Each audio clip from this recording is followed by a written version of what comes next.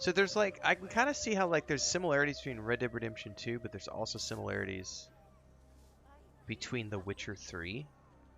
It's like and also Assassin's Creed. Like there's honestly a lot going on in this game that generally speaking, let me just I want to go back over here and look at the view as we came up these stairs because this was super impressive in terms of just visuals, but then also, looking at the type of game that we're playing. For those of you who've played Witcher 3 and Red Dead Redemption 2 as examples, or Assassin's Creed Odyssey or Valhalla, those are really big, massive open world games, that blend RPGs and action combat. This game is so much more than I anticipated. Like, I had no idea going into this what this was going to be like. I was just told, hey, you should try this. And when I did the vote, this was an overwhelmingly, I mean, this won, it was like 600 votes, I think. And this won by 80% compared to, um, what else was in the vote? Death Stranding or whatever. Anyway, the things I love about this game so far, I guess, screw it, everybody. I'll do this during the live stream. Why not? An early thoughts video, because I kind of feel like this game so far, I'm coming into it with zero expectations, and I didn't really know what to think about it when I first started. I knew that the first session was something special because it was a lot of fun. But then now that I've been playing it for, I think this is session 5. So we're probably, can I see on the save game file? I think we're like 10 hours in. And oh, you can enable armor loadouts. That's cool. Does it show me? It does. So let's do a new save data. How deep am I in?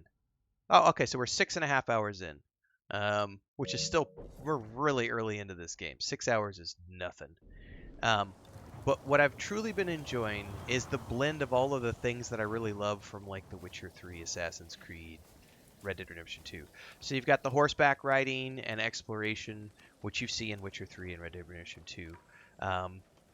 You've got all these, like if you look at the map, like it's a pretty big island if you think about it this way, because like we're 6 hours in and all we've uncovered is the gray areas here, and we have a lot more to see beyond that. Because I've just been sort of going where I see these question marks, and I've got a lot more that have been unlocked as we go along the way. And to be honest with you, I mean, this is kind of like my April game. I would love to beat it over the course of April. I don't know how much of a completionist journey I'm going to take through this game, but I am going to pretty much try to clear all the map until I start getting to the point where I feel like I'm getting bored with it, and then I'll hurry up and finish it. Which is kind of like what I did the first time I did The Witcher 3. I didn't do a completionist journey. I did sort of like 60% completionist. Same thing with like Assassin's Creed Valhalla. Um, it was kind of like I did about 60%, and then I was like, I'm tired of doing all the little question marks in the map. I'm just going to focus on the main storyline and get to the end. Now, this being the director's cut, I haven't really looked at what is included in the director's cut, if there's like DLC and stuff like that, so I'm going to have to play that by ear. Something that this game has that I don't remember like Assassin's Creed, Witcher 3, or Red Dead Redemption 2 having to...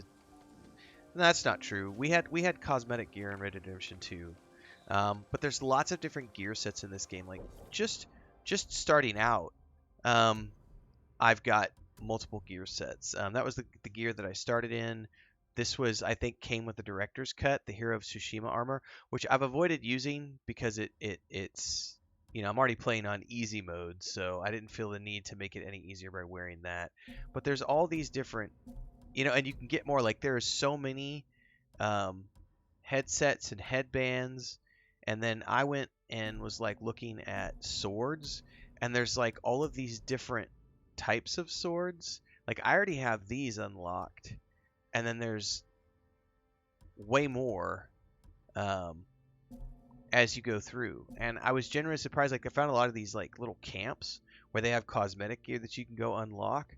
So, There's your standard upgrade system by using all these different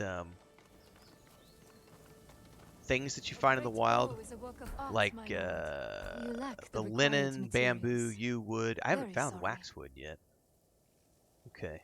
I'm running low on supplies now because I went and upgraded all my gear. So I need to go get more supplies. But I mean, just look at the...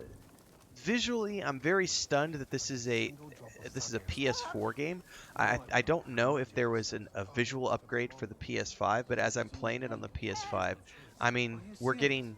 I'm assuming this is 60 frames. It feels like 60 frames. It feels very, very, very smooth. It's been mostly a journey of, you know, feudal Japan. I don't really... There hasn't really been any mystical elements.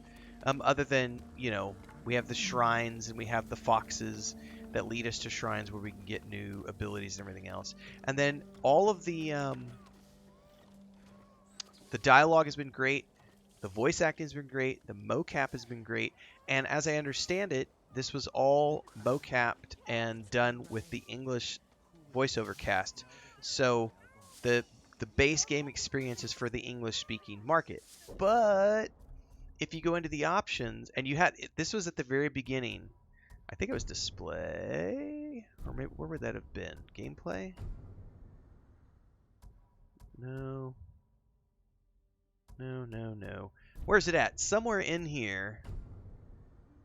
Ah, you could go, there's Japanese, English, French, Portuguese, and Latin American Spanish. But you can choose to, when I first started playing the first session, I played with Japanese dubs, the Japanese audio, and English subtitles. But I ended up just taking it to English because from a streaming experience, I want the people who are just listening to me while they're cooking and while they're cleaning, and people who listen to me while they're in their car, you know, that way people can listen without needing to worry about not understand what's going on because they don't understand Japanese. And there's also, I don't know where it's at in here, but there's a place where you can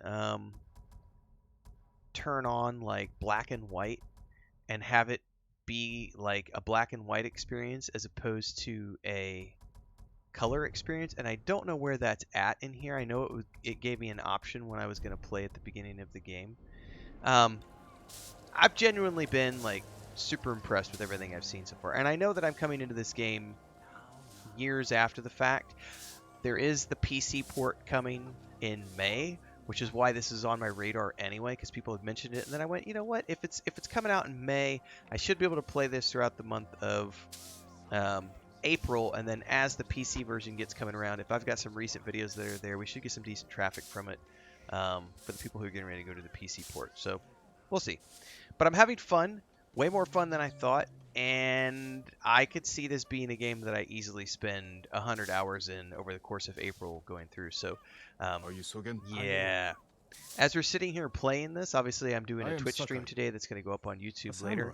But I would say if you want to follow more, don't forget to check out the playlist below, because I got lots of Ghost of Tsushima coming down the pipeline. She's the only survivor. This is the kind of stuff I love too. You guys know me. I love cinematic storytelling, so it's traitors. Been really good. People. I like the fact that his mask gets turned off during suspicious passed through the temple? Suspicious? A group of armed men? Not that I've seen, but my duties keep me far too busy. Please tell Lady Masako she's welcome to take refuge here. But can this place be trusted? Thank you for your time. Of course. So we can go turn back in to Lady Masako. Oh, she's on the other side of the shrine. I forgot she said that. So we can go through here, and one of the things I want to pay attention to is the cinematics in this game, which I haven't really had a chance to show anybody yet. There's some really good visual cinematics here where they do these cutscenes where there are these sweeping vistas. I did make it. Sweeping vista shots. Where is she? So beyond just the spectacular visuals that you can see here, also when we get out into the wild and we get the wide landscape shots and the duels, when you do the duels and like the call outs and everything else, I can't speak enough good things about this game. The sneak components of being able to sneak around like I'm playing Assassin's Creed, while also having Fits well. really good It belonged to my melee eldest, combat, switching between the Shigesato. stances. I just unlocked an honor. the water stance. I spoke to the monk. What did Sogen say? He offers you refuge in the temple. So my family's killers know where to find me. Ah. We need to move. All right, so we obviously have more to do with this quest, so we're going to be following her through the wilderness. Anyway, yeah, if you like all that kind of stuff, like, subscribe, hit the bell icon. think If you're on Sogen is YouTube, if behind you're the on Twitch, massacre? just follow We along. visited my home just before the assassins. I play a lot of Little games. bastard was Check their out all the scout, playlists. That Check the doesn't prove his Discord. guilt. Check No. the Patreon. But it earned my suspicion. Sogen arrived from Kamiagata at the beginning of autumn. When we At the first heard beginning the of- Mongols planned to invade, The plot to destroy my clan took precision, planning. and a war to cover the treachery.